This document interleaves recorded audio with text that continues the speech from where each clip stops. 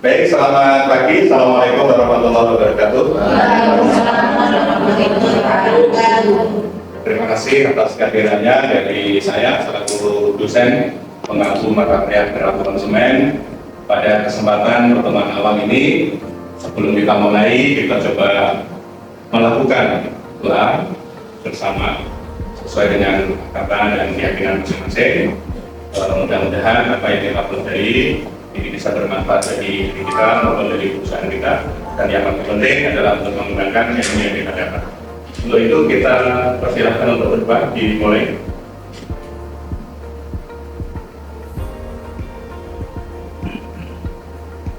Selesai. Terima kasih. Pada pagi hari ini kita mencoba untuk menyampaikan sebelum kuliah berikutnya nanti kita lakukan ada beberapa hal yang perlu kita sepakati kaitannya dengan rencana pembelajaran semester. Rencana pembelajaran semester harapannya bisa memberikan kontribusi terhadap capaian pembelajaran ini terkait dengan mata kuliah perilaku konsumen.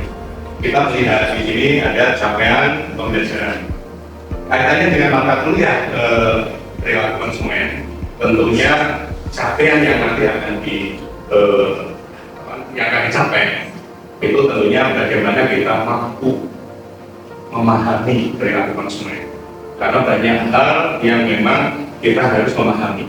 Karena teori perilaku konsumen ini sangat identik dengan bagaimana kita memahami perilaku itu, kemudian melakukan segmentasi pasar, kemudian kita melakukan penetrasi pasar terhadap strategi marketing yang akan dilakukan.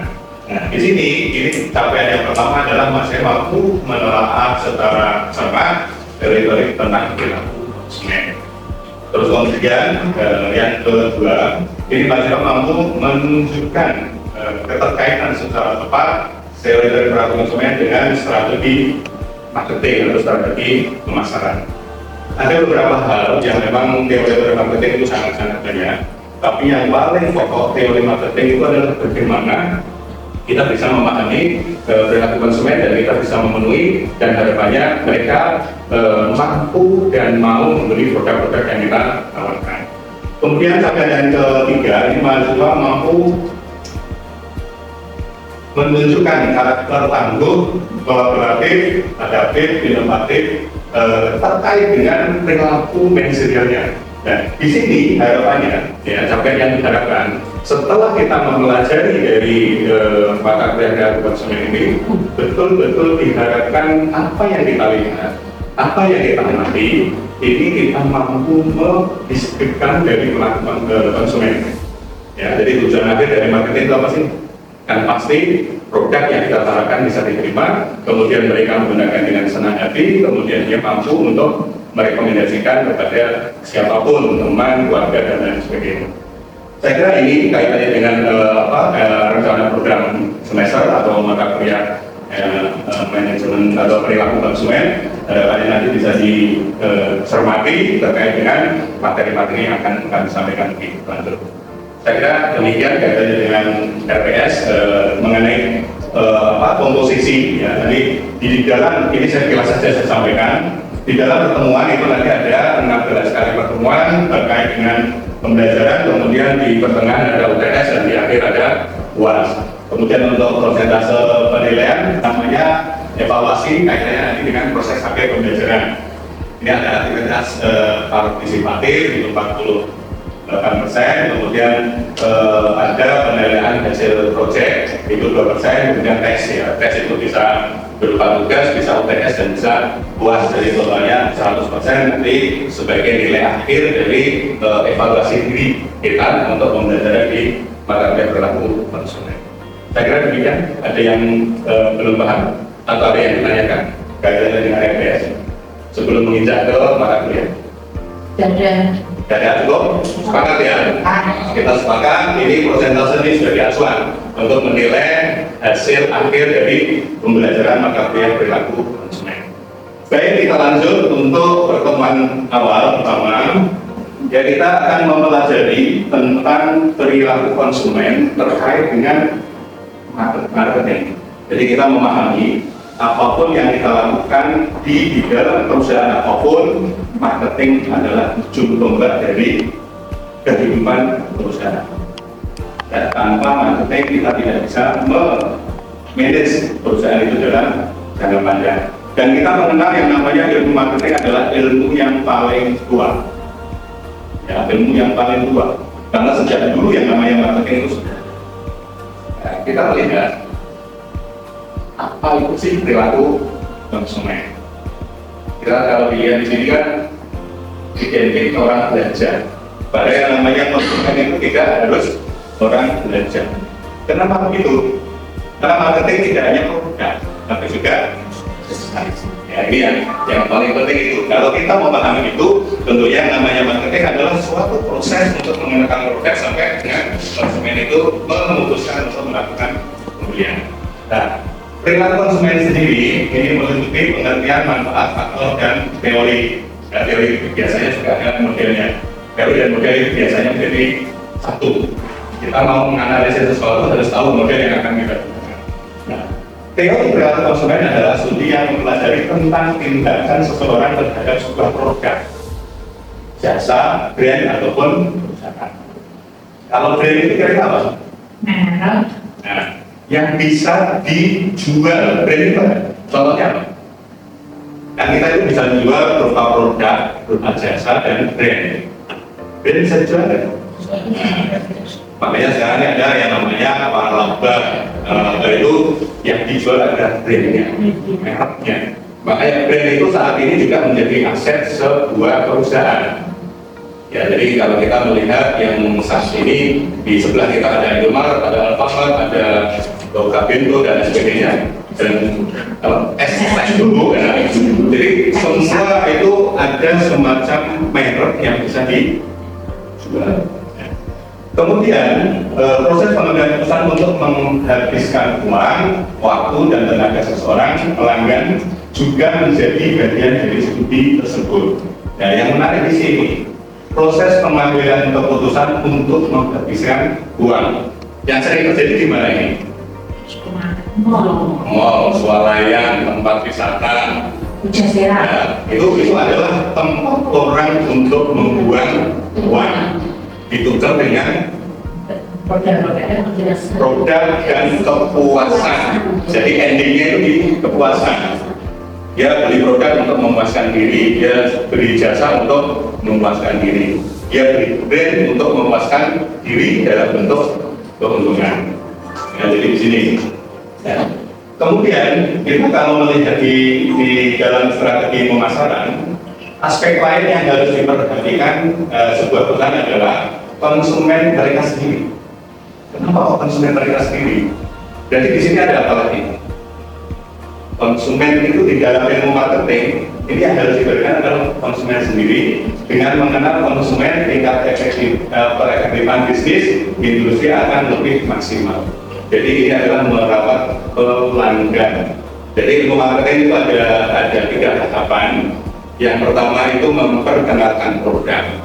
Yang kedua, mengingatkan kalau dia sudah menjadi pelanggan produk yang dia beli. Yang ketiga, itu eksistensi. Kita tahu ya produk rokok. Produk rokok itu nggak usah diiklankan, kira-kira laku nggak? Laku. Kenapa harus ada iklan? Gimana gitu? Ya, karena itu memang dilakukan untuk melakukan atau mengingatkan produk-produk rokok itu eksis. Ya, yang kedua itu hanya eksistensi nanti eksis. Jadi ini loh ada produk rokok ini. Karena rokok sendiri itu produknya dari berbagai produk itu punya pasar sendiri. Ya, Sutun kalau di Sutun. Ya, Kudus. Nah, di Kudus di Jawa Tengah pasarnya ada. Iya, ada. Sedikit di sini ya, segmen pasarnya di situ tuh. Yang banyak adalah di daerah Sumatera. Ya. Jadi ada segmen. Kalau jarum di Jawa. Ya, jadi tentu ada di Jawa dikit kan. Nah, itu juga di luar Jawa. Jadi disitulah yang namanya segmen pasar itu dibagi. Padahal produknya kan di Jawa, tapi kenapa pasarnya di luar? Karena dia mendekati di dalam bahan bakunya. Ya, itu yang namanya tumbuhan tembakau yang paling subur kan di Jawa. Lebih di kota yang ada ini, Temanggung dan sekitarnya. Kemudian teori ini seringkali dibahas dalam ranah ilmu komunikasi dan psikologi.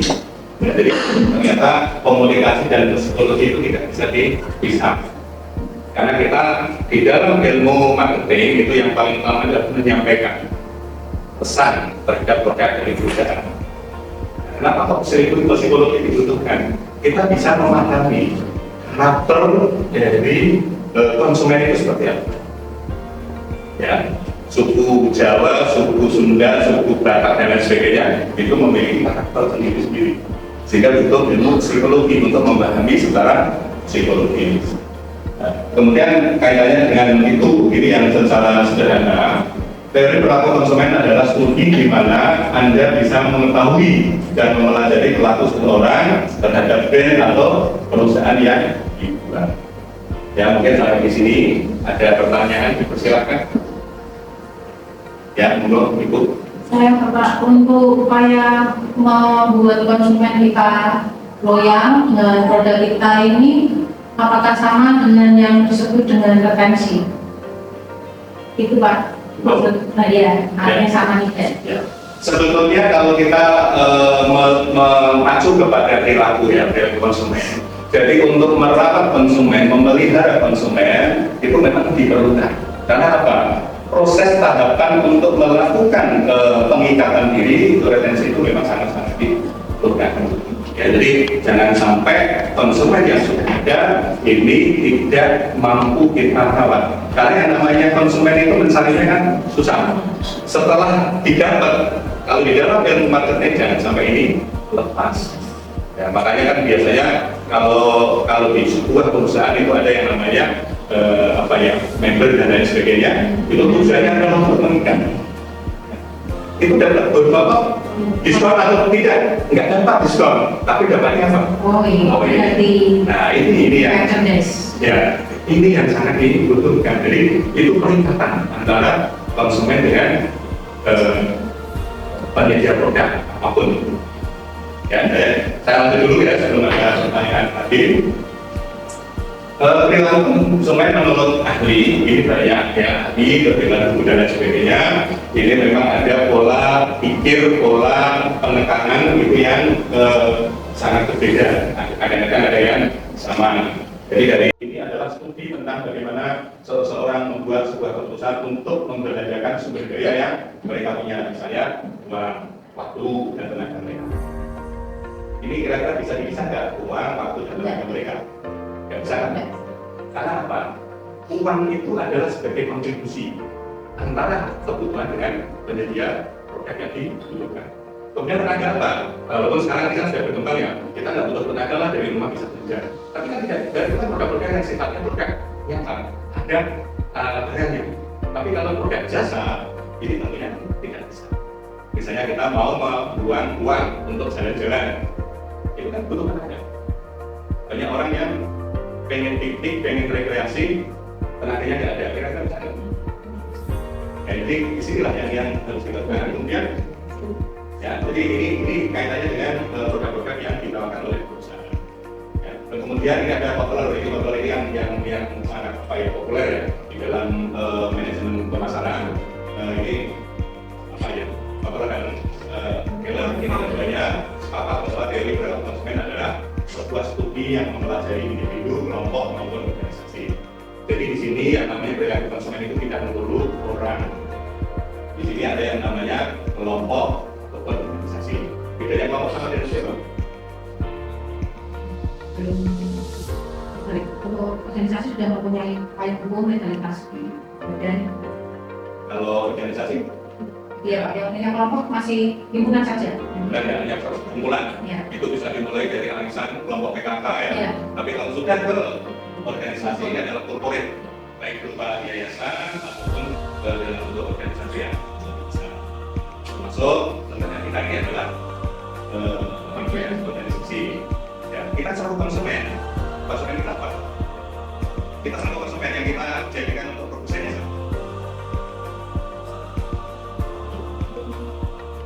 Ya, berarti kita organisasi Pak? Ya termasuk salah itu. Jadi kalau organisasi itu produk yang kita beli juga sama-sama organisasi. Contohnya kita menggunakan organisasi ini butuh yang namanya kan kita satu konsumen. Kita mau bangun ini kita butuh kontraktor. Kita juga salah konsumen untuk membeli produk yang mereka sediakan. Jadi di sini termasuk kita butuh operasional, ini dealer mobil untuk operasional. Itu berarti kita satu konsumen dalam bentuk investasi. Kemudian ini nanti kita lewat saja ya, ini ada dengan teori. Kemudian kita coba lihat tadi sesuai dengan KPS yang kita sepakati bahwa nanti kita mempelajari gerak konsumen ini adalah yang pertama membuat strategi pasaran yang sesuai. Jadi strategi marketing yang diterapkan kalau kita mampu dan sudah memahami perilaku konsumen, ini kita adalah membuat strategi pasaran ini tepat. Ya, jadi itu saja itu. Kemudian yang kedua, ini adalah mengungguli pesaing. Karena kalau kita punya strategi pasar, ya tentunya akan mengungguli pesaing yang ada. Ini yang digunakan mengungguli pesaing itu biasanya seperti apa? Di dalam ilmu strategi. Contoh ya, ini saya kasih contoh. Dulu tahunnya 10 tahun, 15 tahun yang lalu, tahu yang namanya warung makan penyetan di pinggir jalan. Iya. Tahu ya? Begitu kita tahu strategi, tahu perilaku konsumen, itu banyak yang jajan di situ. Makanya saya selaku inovator mengamati itu, memahami perilaku konsumen, saya bikin yang lebih baik dan lebih. Contohnya apa? Super. Yang biasa pakai itu ya. Dia budi itu kenapa? Dia mampu menginovasi. Perilaku konsumen ternyata cukup banyak. Mereka butuh tempat yang strategis, menunya lebih higienis. Akhirnya dia bikin yang lebih besar. Dulu yang dia beli di warung itu, akhirnya pada pindah ke sana. Gitu. Baik, sampai di sini ada yang dipersilakan untuk Pak. Maksud itu. Sejauh mana kita bisa menggali sebuah perilaku ya, yang berasal dari perilaku orang baru. Kalau perilaku orang itu mampu ya, jadi kalau konsumen itu pada sebuah program apa yang poin-poin apa yang krusial atau katakanlah menjadi kaya sukses atau dapat mengusung strategi masalah yang besar yang yang saya jadi poin-poin apa yang harus ada yang harus diperoleh dipahami betul-betul juga nanti strategi saya. Ya, terima kasih Pak. Jadi ini sangat sudah kita pahami. Yang pertama tadi kaitannya dengan strategi untuk menyusun ya segmen pasar ya, karena di sini perilaku konsumen itu adalah suatu ilmu atau disiplin ilmu untuk menganalisa perilaku konsumen. Sehingga di sini kalau kita memahami itu tentunya yang pertama kita mampu menciptakan produk yang dia butuhkan. Yang kedua tadi value. Yang namanya value itu kan memang yang dibutuhkan konsumen memang itu. Saya beli sesuatu itu akan meningkatkan eksistensi kita, baik itu dikonsumsi ataupun yang dagang non konsumsi. Contoh, kalau kita melihat yang namanya mobil itu sebetulnya definisinya adalah mobil. Dan apapun kan sama. Kenapa ada Honda, ada Mercedes-Benz, ada Tesla? Ini kaitannya dengan tadi. Jadi kalau saat ini dulu waktu saya kerja awal itu pakai motor misalnya, karena kenapa saya beli yang pasnya di mobil yang penting tidak tahu jalan. Begitu saya sudah makan lagi, yang saya beli apa? Kenyamanan. Ya, setelah kenyamanan, saya beli apa lagi? Nilai. Ya, tadi ini kan sangat dibutuhkan. Makanya yang namanya marketing, inovasi di dalam manajer marketing itu sangat dibutuhkan. Tadi kayak menjawab tidak butuh support. Ya, sebetulnya ya, kalau kita melihat tren generasi muda, itu yang pengaruh bukan hanya budaya, media sosial. Ya, banyak sekarang. Keyboard di sana banyak. Tapi itu orang Arab di sana mainnya malam, hidupnya malam, siangnya untuk istirahat. Karena memang situasi, kondisi geografisnya begitu. Kalau siang itu panas itu kan mainnya, keluarnya akhirnya malam. Aktivitas pasar juga malam, aktivitas bisnis juga malam, aktivitas main juga malam. Jadi di sini, nah inovasi-inovasi inilah yang memang harus diciptakan. Kita dulu yang 20 tahun yang lalu namanya gelombang cinta itu kurang lebih ya. Siapa sih yang mau beli daun itu? Yang mau beli daun siapa kan ada? Jemani Pak. Nah, ada Jemani, ada apa namanya gelombang cinta dan lain sebagainya. Itu intinya orang mampu melakukan inovasi penggabungan apa namanya kekuatan alam untuk menciptakan daun-daun yang indah menjadi jual. Tapi kan itu sifatnya pasar yang temporer. Ya, jadi tidak bisa itu jangka panjang Ya. Caranya bagaimana? Kekuatan komunikasi, kekuatan media sosial. Apalagi sekarang kan gampang viral. Tapi kalau tahun Jumat itu kan yang belum kita belum ada media sosial. Janda buat Nah, apa saja? sekarang janda. Ya, jadi di sini ada fenomena di dunia marketing itu kalau dipelajari memang sangat menarik, dan memang inovasi di dunia marketing kan sangat sangat dibutuhkan, karena ilmu marketing adalah ilmu yang selalu berkembang. Ya, apalagi sekarang dengan adanya teknologi yang luar biasa, bukan lagi perkembangan ya, lompatan teknologi sangat tinggi, sehingga inovasi seorang manajer ini sangat dibutuhkan. Bisa diterima Pak? Ya. Oke, kita lanjut. Nah, ini ada faktor yang mempengaruhi pelaku konsumen dibagi menjadi beberapa kategori, yakni sosial, budaya, pribadi, dan psikologis. Ya. Ini kita melihat pengaruh pribadi itu contohnya pengaruh pribadi. Kita beli produk itu atas dasar pengaruh pribadi.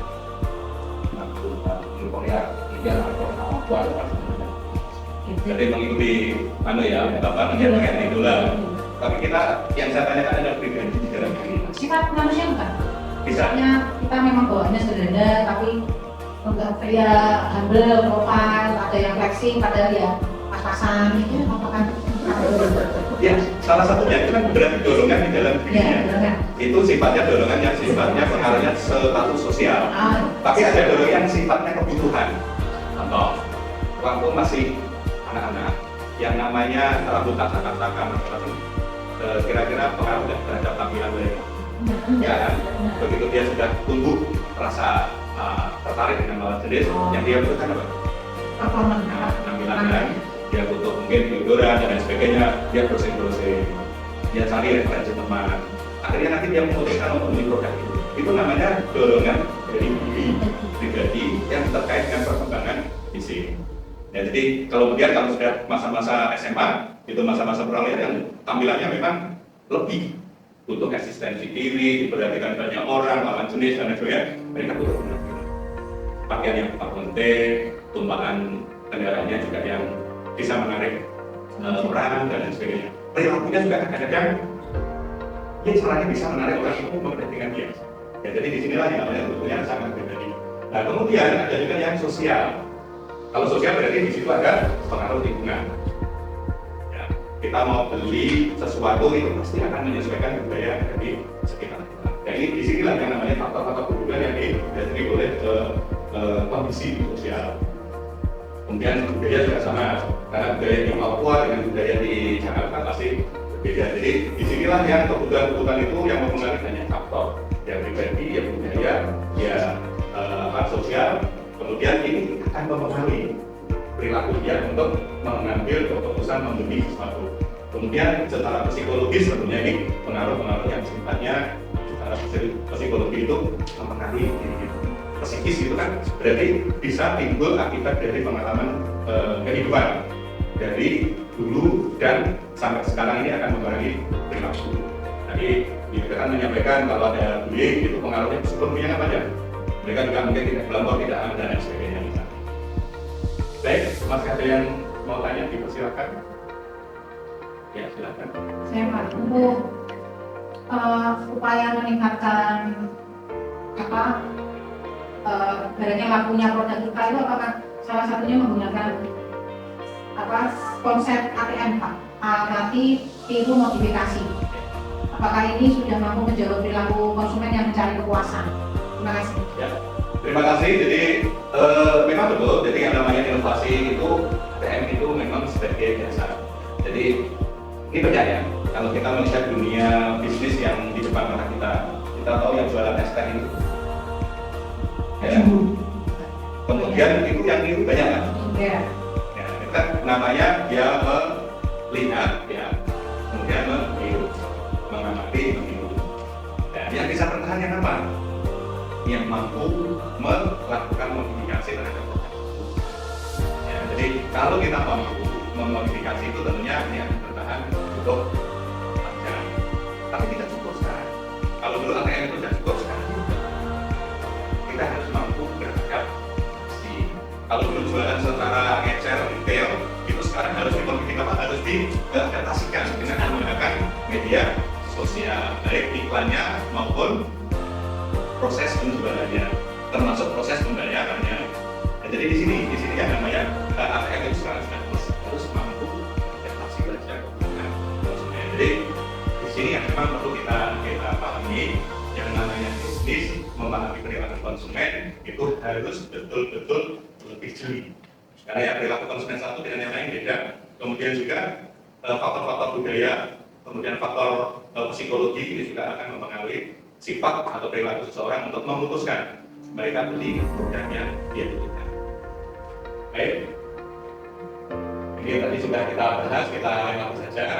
Nah, di sini ada yang namanya pengaruh iklan terhadap perilaku konsumen. Nah, di depan saya sampaikan, iklan itu fungsinya apa sih? Promosi. Komunikasi ya. Ya, mempengaruhi kita, produk yang kita hasilkan. Kemudian juga mempengaruhi orang untuk yang membeli, kemudian mengingatkan ya, produk yang sudah kita beli ya. Kalau perlu ya kita harus langganan dengan produk yang sama. Jadi di sini yang namanya iklan itu sangat dibutuhkan. Kalau sekarang ini iklan sangat-sangat mudah.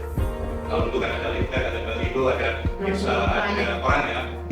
Sekarang itu orang tinggal nge-share di iklan media sosial, begitu di-share ya harus dan itu rantai. Jadi hari ini disebar, hari ini kita sampai ke tujuan. Kalau belum tentu ya apa ya. Jadi saya sampaikan ya, baliho, MMT, kemudian ada itu semua itu jaringan. Tapi kenapa? Kalau itu dilakukan, dibutuhkan. Karena apa? Saat mereka lewat, sekilas dia akan membaca produknya. Yang akan dia lakukan berikutnya apa? Pasti akan mencari di media sosial. Jadi dua-duanya ini perlu. Tadi Pak Dwi menyampaikan, karena itu konvensional orang yang tidak punya HP. Sekarang hampir semua dipastikan punya HP.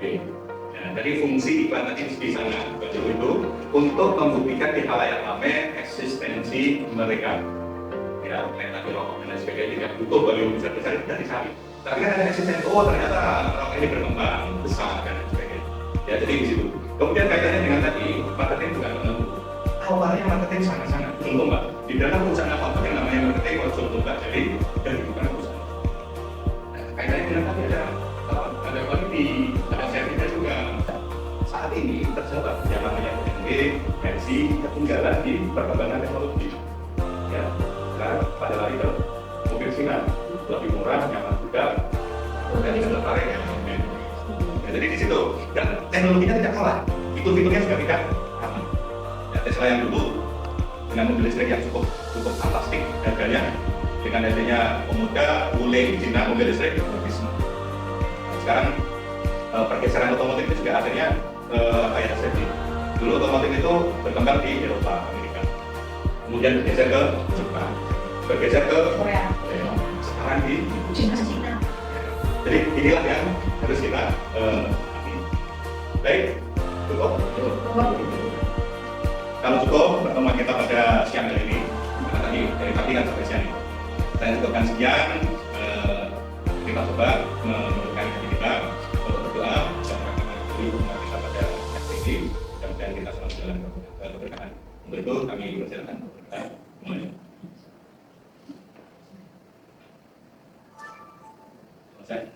Terima kasih pertemuan pada hari ini, kami cukupkan sekian. Atas perhatiannya saya ucapkan terima kasih. Assalamualaikum warahmatullahi wabarakatuh.